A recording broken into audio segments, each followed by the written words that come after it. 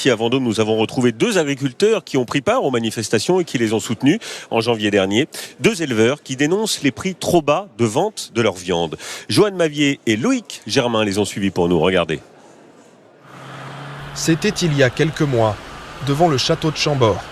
Des tracteurs pour faire entendre la colère des agriculteurs qui ont sillonné tout le département. Parmi eux, Éric Simon. 81 cm pour celui-là, c'est dans la norme. Avec son associé, ils élèvent 200 vaches charolaises. Le dernier veau est né il y a seulement quelques heures. Si tout va bien, on gagnera de l'argent sur lui dans 1 an et demi. Ouais. Sachant qu'en attendant, on va nourrir sa mère et lui. On ne se paye pas toujours chaque mois, on essaye de trouver des arrangements. Pour tenter de calmer la colère, le gouvernement avait présenté 70 mesures. La dernière en date, annoncée il y a 10 jours, des prêts facilités à taux réduits ou garantis par l'État, insuffisant pour cette éleveuse. Même si les taux sont intéressants ou bonifiés, ça reste à rembourser. Et après, on n'a pas encore toutes les conditions, c'est des annonces là encore. Depuis les manifestations du début d'année, rien n'a vraiment changé pour ces 2 éleveurs, pas même le prix auquel leur viande est achetée, encore trop bas. Aujourd'hui, on achète une vache à 5,50 € du kilo. Et faudrait être aux alentours de 6 € du kilo pour qu'on puisse gagner de l'argent, quoi.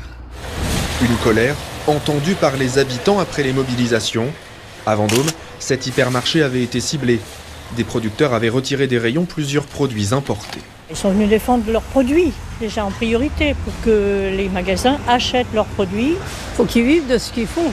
Bien sûr. Là où on va, la viande elle vient de France et elle vient du coin. Pour vivre de leur travail, Cécile Chevreau et son associé touchent des aides, de la politique agricole commune principalement. Mais pour les obtenir, le dossier à constituer est devenu très complexe. Alors pour ne faire aucune erreur, elle paye même un conseiller. L'enjeu financier est trop important. On a plus de 300 000 € de charges, donc faut tout mettre en corrélation. Et oui, les aides sont indispensables aujourd'hui. On ne pourrait pas avoir de rémunération si on n'avait pas les aides de la PAC aujourd'hui, c'est sûr. Cette année, 40 000 € versés par l'Europe, qui dans le même temps pourrait signer prochainement un traité de libre-échange avec l'Amérique du Sud. Le risque, importer des bovins élevés aux hormones de croissance malgré les contrôles. Ce qui est vraiment rageant, c'est de se dire que de l'autre côté de la terre, ils font la simplicité et qu'après on ramène dans nos cantines des raviolis au bœuf haché, aux hormones d'Argentine par exemple. Une concurrence déloyale et des promesses gouvernementales jugées insuffisantes qui remettent déjà les agriculteurs dans la rue. Et on va en parler dans quelques secondes avec l'un des leaders de la contestation qui se trouve ici à Vendôme. C'est Édouard Legras. Bonjour Édouard. Bonjour. Vous êtes président de la coordination rurale du 41. On va vous entendre dans quelques secondes sur les actions que vous allez peut-être mener ici et puis partout en France. D'abord, on va s'intéresser aux consommateurs. Comment nous, consommateurs, pouvons-nous soutenir les agriculteurs ? C'est vrai que parfois, les Français remplissent leur panier en regardant d'abord les étiquettes et le prix avant de regarder l'origine, alors que c'est possible, on le verra tout à l'heure, d'acheter de bons produits sans faire exploser sa facture alimentaire. Ici à Vendôme, on a posé la question avec Joanne Mavier et Loïc Germain.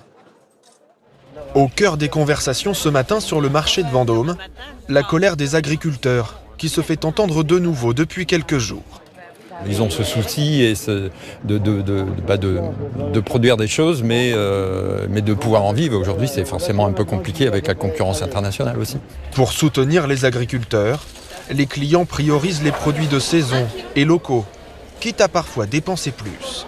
On peut mettre 1 € ou 2 de plus sur certains produits parce que justement ces gens-là qui travaillent 40 heures voire plus par semaine et puis ils ont à peine le SMIC à la fin du mois, quoi. Donc il faut les aider et puis il n'y a pas de souci, quoi. Merci, bon week-end, au revoir. Et si beaucoup pensent que manger local coûte beaucoup plus cher, Annette Garnier, fille d'agriculteur, a comparé les prix. Le prix du jambon ici, 22 € le kilo à supermarché, ici 15 € le kilo. Ah non, c'est pas compliqué d'acheter local, il faut juste avoir le temps. Sous la halle, Laurent Gauthier vend ses champignons qu'il produit à quelques kilomètres seulement. Une nouvelle vie sur les marchés pour celui qui vendait à la grande distribution il y a encore 5 ans. Je faisais du champignon, mais en culture très industrielle. Je faisais plus de 100 tonnes par mois. Mes clients, c'était les grandes surfaces, c'était les centrales d'achat, c'était Rungis.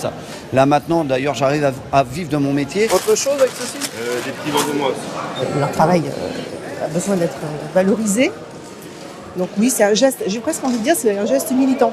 Un geste militant pour soutenir les agriculteurs qui promettent 1 mois de mobilisation jusqu'à la mi-décembre. Bonjour Édouard Legras. Bonjour. Vous êtes donc président de la coordination rurale du Loir-et-Cher. Merci d'être là.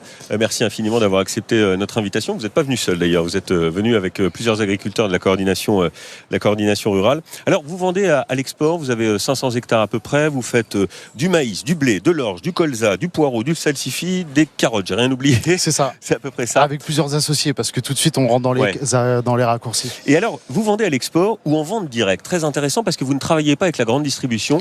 Vous dites d'ailleurs, moi je me méfie d'eux, parce qu'ils continuent à vendre dans leurs rayons des produits avec des petits drapeaux tricolores alors que les matières premières viennent de l'étranger. Tout à fait, vous avez tout dit. Aujourd'hui on voit des logos bleu, blanc, rouge sur les packaging et finalement quand on regarde bien, la matière première ne vient pas de France. Donc nous on souhaiterait vraiment, s'il y a un logo bleu, blanc, rouge, la matière première, il faut qu'elle vienne de France. La colère, vous la sentez évidemment monter, vous qui êtes en première ligne depuis plusieurs mois. Quel est l'état d'esprit aujourd'hui des agriculteurs et de ceux que vous représentez ? On est vraiment très en colère. Ouais. Alors là, concrètement, aujourd'hui, on est encore dans les semis, dans les récoltes, on travaille. On a eu des intempéries, donc vraiment, c'est compliqué de travailler. Mais on va dire que début décembre, je pense que la colère va vraiment monter. La porte-parole de votre syndicat a dit que ça va être la révolte. On va bloquer partout. Est-ce que des actions sont déjà prévues pour bloquer, pourquoi pas Rungis, comme ça a été fait l'an dernier ? On ne s'interdit rien, tout est possible. Mais je pense qu'il faut que les consommateurs et la population comprennent que si on fait des blocages, c'est pour défendre les assiettes des Français. C'est-à-dire que demain, si l'agriculture disparaît en France, on va vivre que d'importations et l'assiette sera finalement via que des importations qui vient d'Argentine, du Brésil et notamment, je pense, au Mercosur. Oui, bien sûr. Cet accord qui prévoit d'importer de la viande, notamment du poulet. Piquée aux hormones, des OGM, enfin, on va dire... Je sais que vous avez rencontré Michel Barnier il y a quelques jours, vous avez fait partie de la délégation.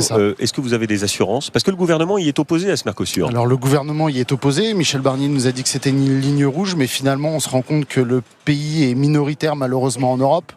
Et on a une grosse inquiétude, c'est qu'on se rend compte que les voitures allemandes vont sûrement être plus importantes que l'agriculture ça, française. vous dites on sacrifie l'agriculture pour l'industrie, quoi. On ressent vraiment qu'on est une variable d'ajustement et je pense que c'est l'une des grosses colères des agriculteurs pour le mois de décembre. Si vous aviez une baguette magique, là, la mesure d'urgence que vous prendriez tout de suite, c'est quoi ? Je pense à deux choses. C'est notamment tout ce qui doit rentrer en France doit correspondre au cahier des charges français. C'est-à-dire que nous, on nous impose un standard. Donc tout ce qui rentre sur le pays doit avoir le même cahier des charges. Et la deuxième chose, ça coûte, parce que je sais que Michel Barnier nous parle souvent de budget, ça coûte pas grand-chose. Nous, ça nous tient à cœur, c'est qu'on nous laisse tranquille dans notre métier. Et aujourd'hui, on nous contrôle pour un rien. On veut savoir si le bidon, il est rangé là ou là. Et on aimerait vraiment plus de souplesse de la part de l'administration. Bien, message passé. Peut-être nous écoute-t-il, Michel Barnier. Donc le message est passé.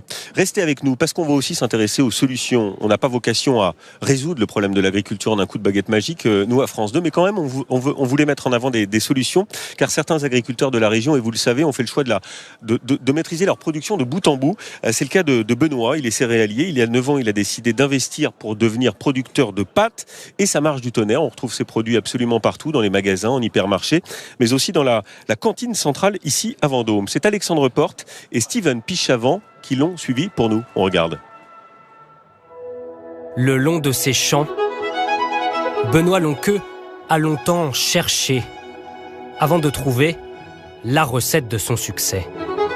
Fabriquer des pâtes locales, sans aucun intermédiaire, de la terre c'est chaud à l'assiette. Ce matin, le tracteur sème les dernières graines, 30 hectares de blé dur entièrement en agriculture biologique, un défi supplémentaire pour lui. Alors en bio, on n'a pas de moyen de lutte, ou très peu. Donc on va souhaiter que ça pousse vite et que les limaces ne les mangent pas avant nous. Il y a 9 ans, il a tenté un pari. Cesser d'être uniquement producteur de blé pour le transformer lui-même en farine, puis en pâte. Depuis, sa fabrique tourne à plein régime. Alors c'est devenu une activité, une des activités les plus importantes de la ferme. Surtout lié au fait qu'on travaille beaucoup avec la restauration collective, donc les écoles, les lycées, les cuisines centrales. La ferme fournit les établissements de la ville de Vendôme, qui peuvent préparer jusqu'à 19 000 repas par jour. Mais aussi des commerces du département, un réseau uniquement en circuit court, qui lui permet d'écouler ses stocks et de maîtriser ses prix. On est moins dépendant des marchés mondiaux, on essaye d'avoir le plus d'autonomie possible. Et puis, au final, ça donne beaucoup de sens à notre métier que de savoir qu'on va jusqu'à un produit fini, jusqu'à l'assiette du consommateur. Un pari rendu possible grâce à la cuisine centrale de la ville de Vendôme. Elle achète des produits locaux aux agriculteurs pour fournir EHPAD, écoles et centres aérés. Ce midi, gratin de pâtes au menu, l'occasion d'apprendre l'importance de manger local. Au lieu d'acheter dans un supermarché, on va acheter à un agriculteur dans le coin parce qu'on sait d'où ça vient et on sait comment ça a été cultivé. C'est une bonne idée. Des pâtes qui peuvent aussi compter sur une distribution en grande surface et dans des épiceries de la région. À côté des rayons classiques, d'autres ne sont dédiés qu'aux produits locaux et les clients font vite leur choix. C'est beaucoup plus goûteux que des pâtes classiques que l'on trouve un peu partout. Même si le prix est un peu plus élevé. Les gens sont demandeurs des produits locaux. Ceux qui ont l'habitude de prendre ces pâtes-là reviennent en reprendre. Je n'achète plus de pâtes industrielles. Chez cette famille, chaque dimanche soir, le même rituel. Des pâtes et dans la casserole, les locales ont remplacé les industriels. On fait attention quand même un peu à ce qu'on met dans notre assiette. Donc sachant que c'était local, familial, qu'on avait visité la fabrication, maintenant on ne se pose plus la question. Un succès qui continue de faire des heureux. L'année dernière, 60 tonnes de ces pâtes ont été vendues dans le département. Alors ici, dans le marché de Vendôme, dans cette magnifique halle, des producteurs qui ont fait le choix du direct, il y en a plein. Et il y a notamment Cindy Montaru. Bonjour Cindy. Bonjour. Merci de nous accorder quelques instants parce que je suis passé tout à l'heure, il y avait un monde de dingue. Il y a eu du monde aujourd'hui. Pour prendre les fromages avec 2 spécialités, on goûtera ça tout à l'heure en fin de journal. Vous aussi, Cindy, vous avez fait le choix du circuit court, de la vente directe uniquement. C'est la seule manière de s'en sortir aujourd'hui ? Oui, je pense qu'aujourd'hui, en production de fromage de chèvre, au moins on maîtrise tout de A à Z. On fabrique le lait et derrière on le commercialise. C'est nous qui gérons tout. On gère le prix, on gère ça en fait. Vous venez d'une famille d'éleveurs. Mon papa. Ouais. Votre père était éleveur. Vous vous êtes lancé il y a 6 ans avec un cheptel de 100 chèvres, je crois. Oui, il y avait 100 chèvres. Et puis là, on est passé à 140 chèvres. On a reconstruit un bâtiment pour améliorer le bien-être de nos animaux en fait. On a reconstruit un laboratoire aussi. Ouais.